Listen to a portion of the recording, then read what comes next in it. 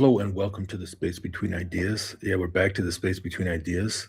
We had a crazy cold winter. I didn't turn on my heat all winter. I did this challenge to try to experience how cold it is in Ukraine. But here in Georgia, we survived. So we're now in the springtime. And, the last couple of weeks, I tried to do a little bit of a change with the Dumbfounder show. And I don't know, I don't think it really worked out very well. So we're just doing a little bit of a pivot. If we think about like what is our goal, what am I trying to achieve over the next several years? I think that it would be helpful just to understand me as a person in general, and then it'll help you to understand where I'm coming from. So I'm going to share my screen and show you kind of like, all right. So the first question is like, why should I care? It seems like all this stuff is happening around the world right now. Everybody's going crazy. Everybody's just doing madness. It's just madness everywhere. And the thing is like I'm trying to understand what should I care about? Why should I care? Like what is the change that I should be in this world? And then number that brings us to the next question, which is like what is something worth doing? And that's the question is I don't know. So if we go into my past, the first 10 years of my life, when I turned 23 years old, I moved to China and I did an undergraduate degree in Chinese law. So recently, I started studying Chinese again, and I'm learning Chinese Chengyu. The thing about Chinese Chengyu is that it's very interesting because when I first arrived in China, everyone was asking me, like, did you come to China to learn about Chinese culture? Had no idea what they were talking about. And now that I've restarted my Chinese classes, I started to realize that when people are talking about Chinese culture, I think it's easier to understand it from the perspective of a Westerner when we look at traditional Western values, which are based on the Judeo-Christian traditions. Meaning, you have a lot of Christian people, and they have these Christian values, and you grew up on a farm, and you went to church because it was some kind of social activity. So our Western values and our Western culture was based on meeting together within our social environment inside of the church. Now, suddenly, after 250 years of America, I'm from Canada, but we'll just say over 250 years since the beginning of America, the Western values have been eroding, and the some people are talking about the fourth turning, meaning the end of these institutions and like the burning down of institutions, and something new is going to come up and replace it. And so when I'm learning these Chengyu in Chinese, um, each of these there's basically four characters, and then it's like a proverb. And what happens is you're reading something about Chinese history, you're reading something about morality, you're reading something about ethics, you're reading something about how you should be a part of your society, and everyone has a common understanding of these Chengyu, which helps us to understand what is culture. What are the pillars that are helping us to maintain our cultural integrity? And I thought it was very interesting because I can see in the West that there's many aspects of our cultural integrity is starting to crumble. And then the question is, how are we going to create some new culture, or how are we going to return back to the previous culture? So I spent 10 years in China. I learned Chinese. After I left China, I moved to Silicon Valley because I wanted to learn how to do business. So I spent the last 10 years developing this program, which I call Qubit Connect. If you've watched my other videos, then I spent 10 years doing research in order to create this design. And I have like a very, quite a, like a, quite a well-developed philosophy of what it means to do business, what it means to think, what it means to solve problems, based on a whole series of books that I've been reading and that I've been teaching for the past 10 years. And so, as a teacher, I was able to draw on a lot of different books that are quite famous in the business world, things that people read all the time when they want to do business. I was able to talk to over 500 people, and I was able to teach for more than, I mean, we're getting close to 5,000 hours now. And what happened was I was able to create this design, And then last year, these AI coding tools came out, and I was able to start to begin to put these tools into practice. And so, as you can see, now we have this wonderful website. So, what is it that we're trying to do? Well, like, really, I want to get back to Canada. That's what I really want to do. Like, the question is, how am I going to get myself back into Canada? And so, well, maybe we could ask. So, how do I what? I mean, you can put in any task you want. So, let's say that I want to uh, make a sandwich.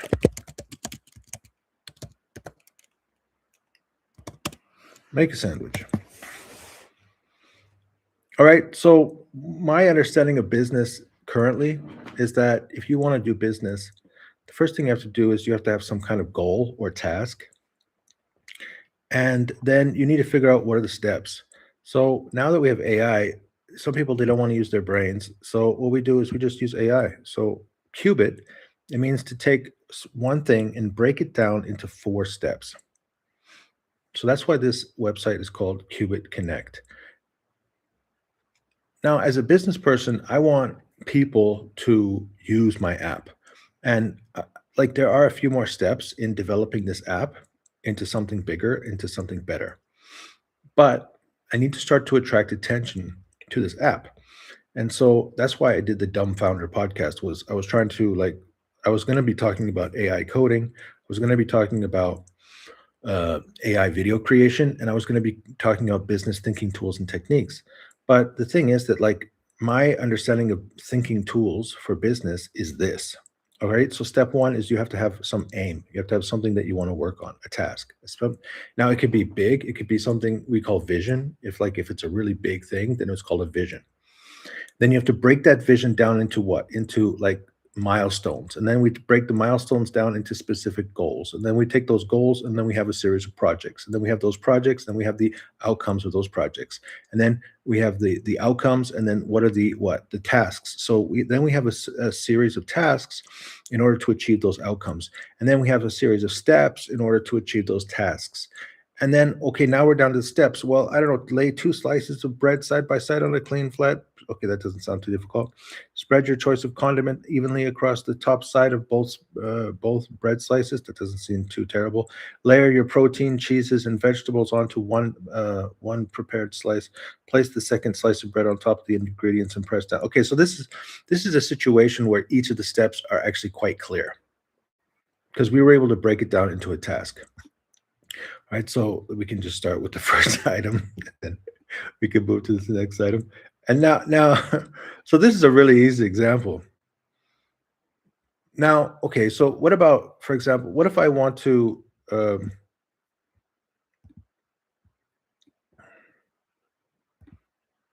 what if I, oh, looks like one of our features died.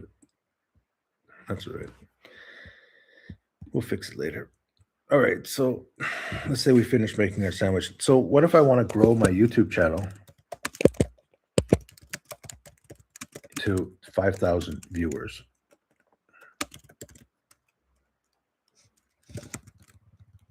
All right, so obviously this isn't exactly a task. It's much bigger than a task, but it doesn't matter. We can still use Qubit.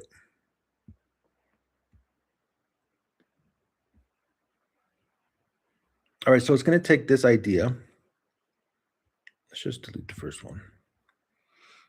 And it's going to break it down into the 4 main ideas for how to grow your YouTube channel to 5,000 viewers. Actually, this used to be faster. Now it's using Gemini 3 Flash Preview. This model is currently experiencing high demand. Spikes in demand are usually temporary. Please try again later. All right, so maybe I need to change the model. There's supposed to be a fallback model. So, but when I was using 2.5, it seemed to be working a lot better. Now with Gemini 3, it's much, much slower.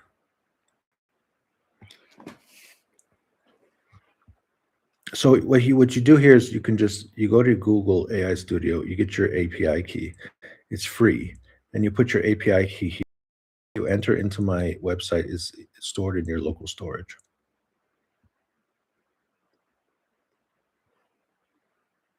Wow. So this isn't very good for our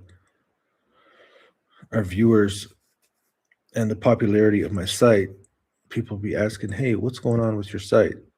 Why does it take so long?" So we're gonna have to find a solution to this. Okay, there you go. So now we have identify a high demand, low competition niche using SEO tools. Okay, we did that. Design high contrast thumbnails and write click driven titles that create a curious gap to improve click through rate. Okay. Implement a consistent weekly upload schedule and pin a call to action comment to every video, encourage likes and shares. All right. So now the question is, so what am I going to be doing with my YouTube channel? Because as you can see, I've done a couple of pivots in my life in general. And also I'm making a big pivot right now into like something new. So this is the question is what is the upload? What is the schedule? What is the plan as we move forward? So we're going to talk about that today. In fact, let's talk about it right now. So here's the schedule for the next 2 years. If you look at my history, like remember the Dumbfounder podcast? Basically, I did it for like 2 days and then I just gotta quit.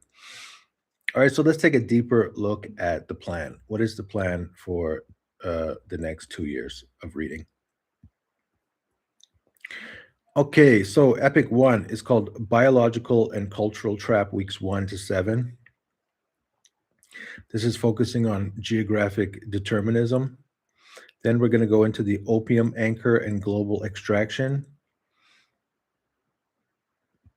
using the book The China Mirage and The Intelligent Investor here. So this one is using the book Wealth and Poverty and the Fur Trade in Canada. Then we're going to go into the China Mirage and Intelligent Investor. Then we're going to go into Mania's Madness and the History of Canadian Business. Then we're going to go into super imperialism. Then we're going to go back into this is Hudson is super imperialism. Bradley is called it's the one on China, the China Mirage. So we're going to be stuck in that for a while. Now there's these ones. I'm not really sure what these ones are. Somehow they just appeared. Then we're going to go into Naomi Klein, the shock doctrine. We're going to read Trade Wars Are Class Wars. I'm not sure what this book is. Yeah, so then we're going to be stuck in those ones. And then we're going to crisis. Yeah, so you can see there's basically 12 epics. And the epics, they're going to begin. Our first presentation is going to be about geography, basically. And maybe some people will agree, some people will disagree. In the next video, we're going to talk about geography and destiny. Where does where you're born determine how far you will go? So we'll talk about environmental determinism and possibilism. And we're going to try to understand Africa and northern climates and try to understand, like, is it the world? Maybe it is, maybe it isn't. The point is that we're gonna go through these. So so we'll go through these books one chapter at a time. We have basically 2 years of reading to do. Now, Epic 1 is the first 7 weeks. So let's see if we can get through Epic 1, 7 weeks of study. It might be 8 because like I want to bring a lot of this, I want to bring it back to Canada, right? So maybe in sometime in the next 7 weeks, we're going to talk about Aboriginal labor, research the specific role of First Nations labor in the post-1870 industrial era fur trade, and then also talk about environmental cleansing, comparing the study of how frost in Canada and pests in the tropics dictated early trade settlements. So I suppose that's going to be talking about the fur trade in Canada. Yeah, the thing is, like, I've been watching the news, and I listen to these politicians talk, and I feel like, I mean, they must know things that we don't, right? Because that's why they're chosen to be our leaders. They must know something. They must be smarter. They must understand something. They must be there must be a reason why they're in power. And I would suppose that the reason is that they were able to read these books, these wonderful books that have some information which isn't so, who is spending all of their time at work. So, I mean, that's the thing, is like, do you have enough time to read? Do you have enough time to study? Are you able to understand history? Where do you place yourself in history? And yeah, so that's what we're going to do for the next 2 years. Is it even possible? My YouTube channel, after all these years, just becomes, reading and studying books step by step. I guess we'll see. I'm not really sure. This is the plan. I want to read, and then to like things like when money destroys nations and wars. I just feel like the whole world is changing right now, and I need to understand what's happening in this world so that I can understand how I'm going to play. Which brings us to today. So you can see here that, so I did my time in China. I did my 10 years in China. I've done my 10 years now of like researching in order to produce this piece of software and understand that basically life, it's about task, subtask, priority, and action. I forgot to show you that other part.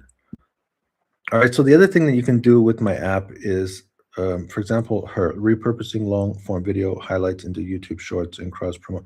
Yeah, this is all exactly. I agree 100% with this. Although I am kind of curious about this one step. This last one is like, what is it going to recommend as a tool? So when you click deep dive, then what happens is you can pick any one of the steps. It'll turn that step into a task, and then it'll break it down into 4 more steps. And that's what I mean by like in the last one, it says task, subtask. So you have to have a task, you have to have subtasks. That's it. I mean, the 10 years of research, and that's it. That's all I came up with. What's that life? It's about selecting tasks and then turning them into subtasks. It sounds kind of crazy. And choosing the right Gemini model, apparently.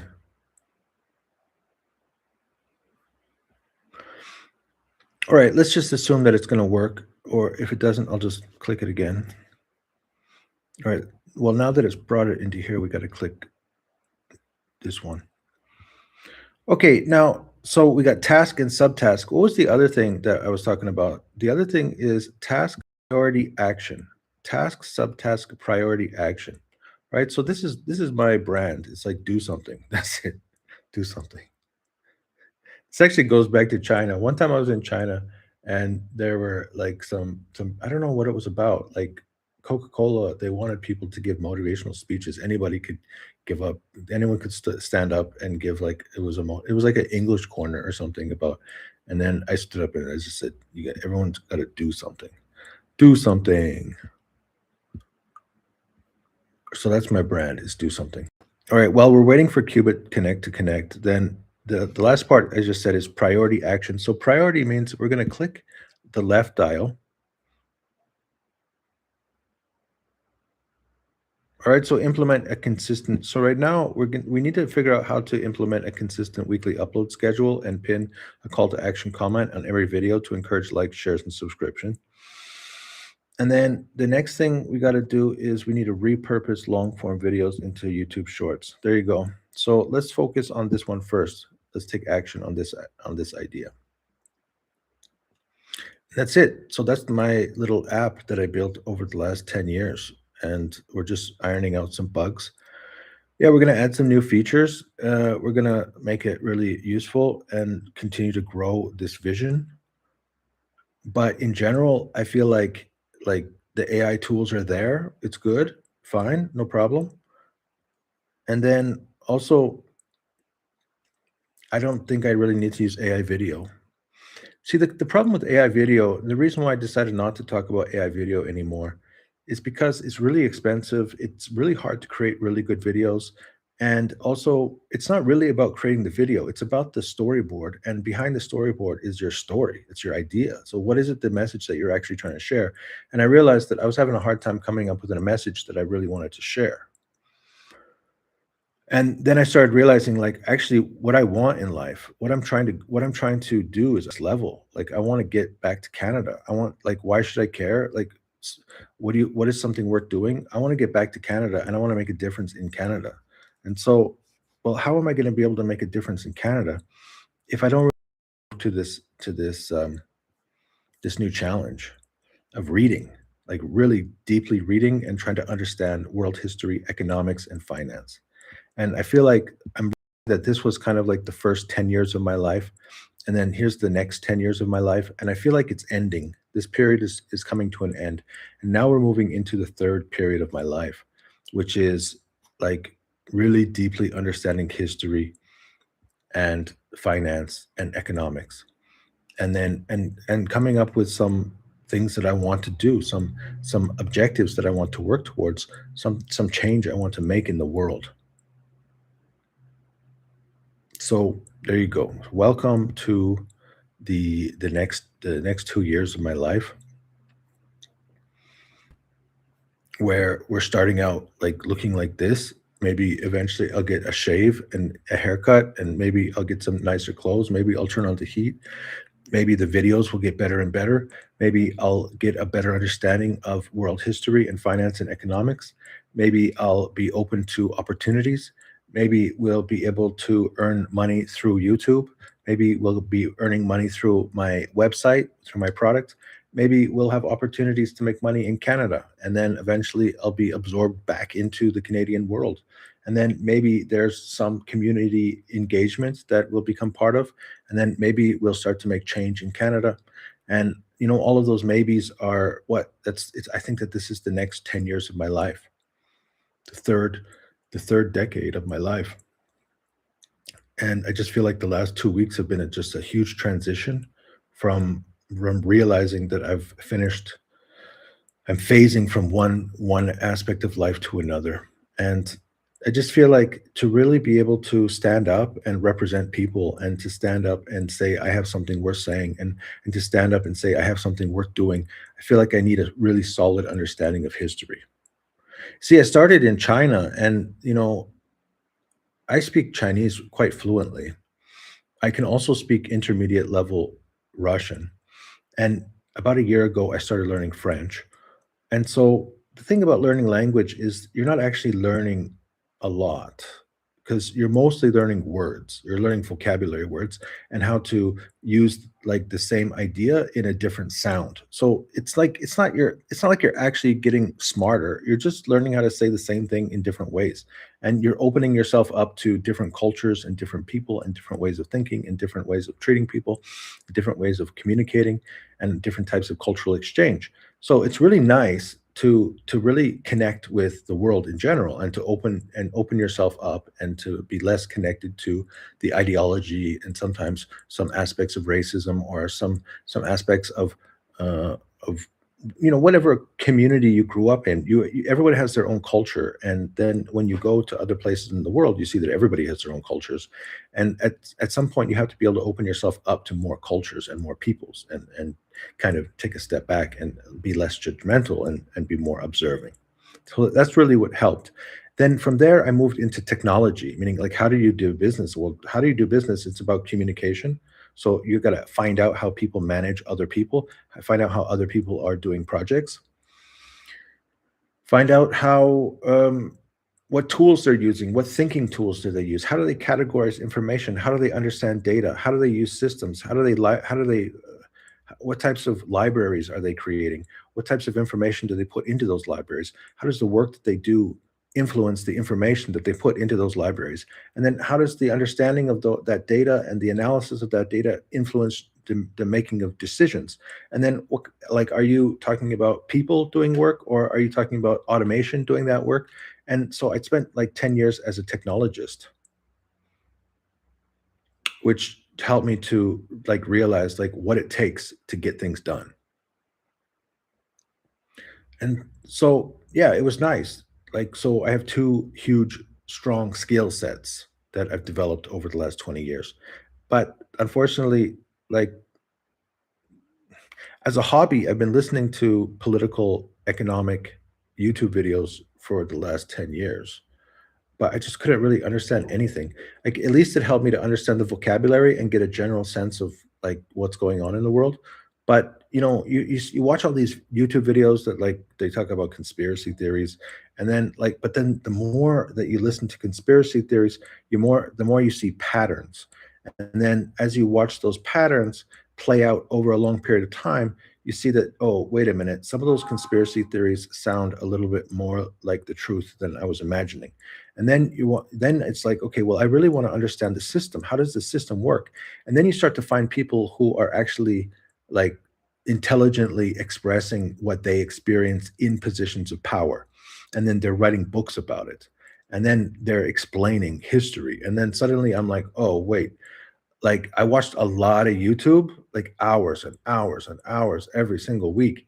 And I'm now at the point where it's like I got to go deeper.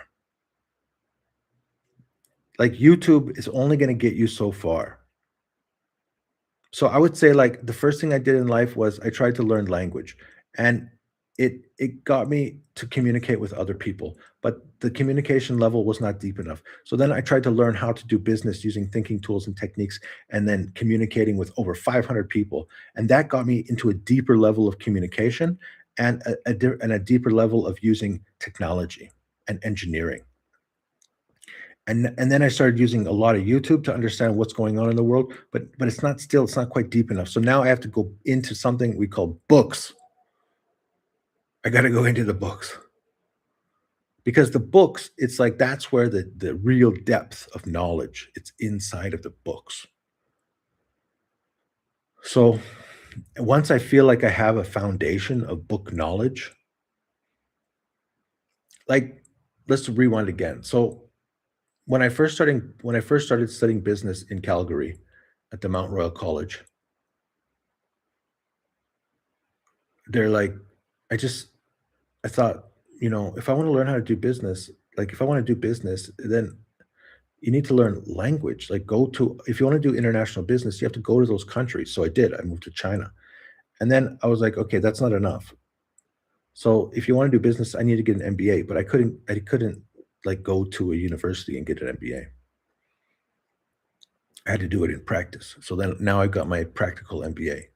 All right. But now what? Now I want a political science degree. But still, I can't go to university. I'm stuck in Georgia. So it means I have to do it myself. I feel like anybody can get a political science degree. What do you need? You need number one, you need to read books. Number two, you need to read the news. Number three, you need to be able to communicate with other people. So let's start with reading the books, and then start to comment on some news stories. And then eventually I'll get myself back to Canada, and we'll start the practicum. All right. So if you're from a political party in Canada, I'm looking for some opportunities, and you can watch me over the next 2 years as I make myself more qualified and develop a knowledge base in order to provide some service to our great country.